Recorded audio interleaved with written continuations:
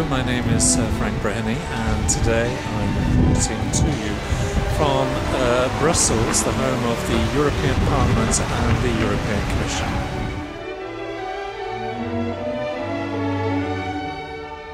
The reason for my visit here today is to lobby on behalf of the British holidaymaker, but also to present their stories to the European Commission against a backdrop of intensive lobbying by the travel industry. I think it's important to note that we actually have no axe to grind against the travel industry. This is a debate about consumer and indeed travel industry rights, and all of those opinions need to be heard with some respect. You may ask why it is that we've come here, and that is indeed a fair question. Most holidaymakers go about and book their holidays without any problem, quite unaware the threat to their consumer rights that is taking place at this time. That particular threat has its origins in the so-called internet or DIY or dynamic packaging holiday sales. So what, some of you may say, and probably for a very good reason. The simple fact of the matter is that many holidaymakers will enjoy their holidays. But for many holidaymakers, an increasing number in fact, particularly in 2009, many have begun to find that there is little or no redress simply because internet providers are stating that they sit outside package travel regulations and therefore there is no right of redress. The debate on what constitutes a package has been well and truly rehearsed before the British courts. The problem is that the decision on what is a package has been found generally to be in the tour operators or travel industry's favour. The problem with that is that it has actually split the industry, created confusion within the industry, amongst lawyers and particularly consumers themselves. So the current debate cries out consumer protection. But when the debate is currently being made, all we seem to talk about is financial protection. The question is that the only detriment that consumers suffer with?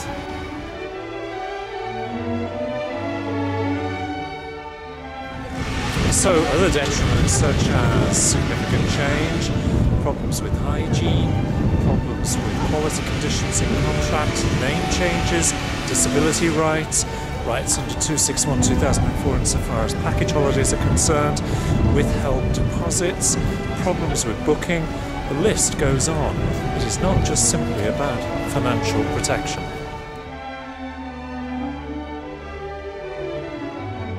The laws that protect the holidaymakers have their roots in the EU Directive for package travel, created here in Brussels and Strasbourg, and were finally adopted into UK law in 1992 under the package travel regulations.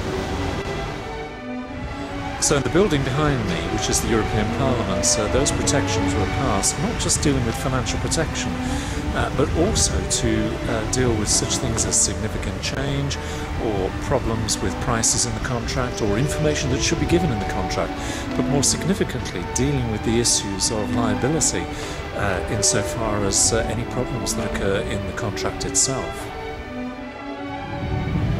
There are those who say that the directive is in fact out of date, but as consumers we must guard against such talk and particularly talk about the loosening of those rights. If you actually look at the terms and conditions found in brochures prior to 1992, you'll see the same terms and conditions exhibited within today's travel provider websites. The laws, that is the Package Travel Directive, was brought in to deal specifically with the excesses and failures within those holiday contracts prior to 1992.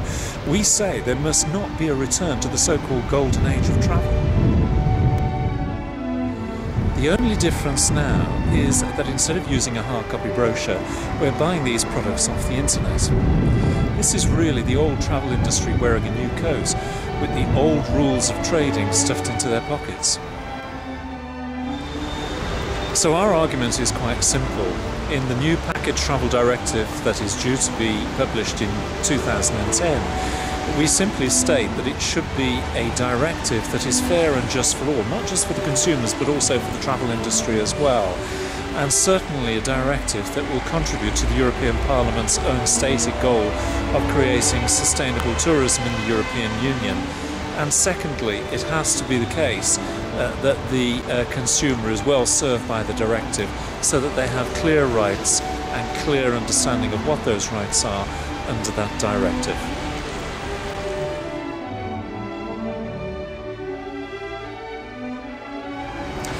Well, I'm now in the district which is occupied by most of the member states' missions. I'm now going to meet one European official from the Enterprise and Industry Directorate, and I'm going to talk to him hopefully and present the case for the holidaymaker as to why DIY holiday companies should be included in the new Package Travel Directive.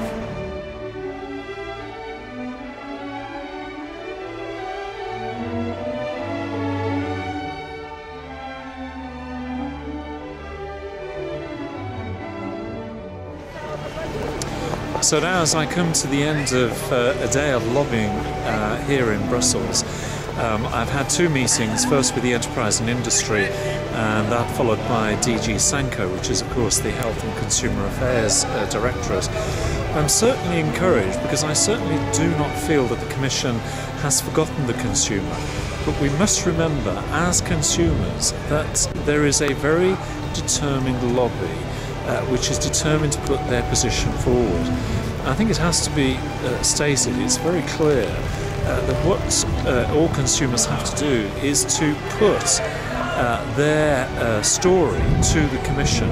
If there's one thing that I've realised in the last few weeks, having been to Strasbourg and here in Brussels, there are many reasons why consumers should direct their attentions here. This is certainly where policy is made. This is where it matters. Certainly it matters in Westminster, and certainly we would encourage you to write to your MPs.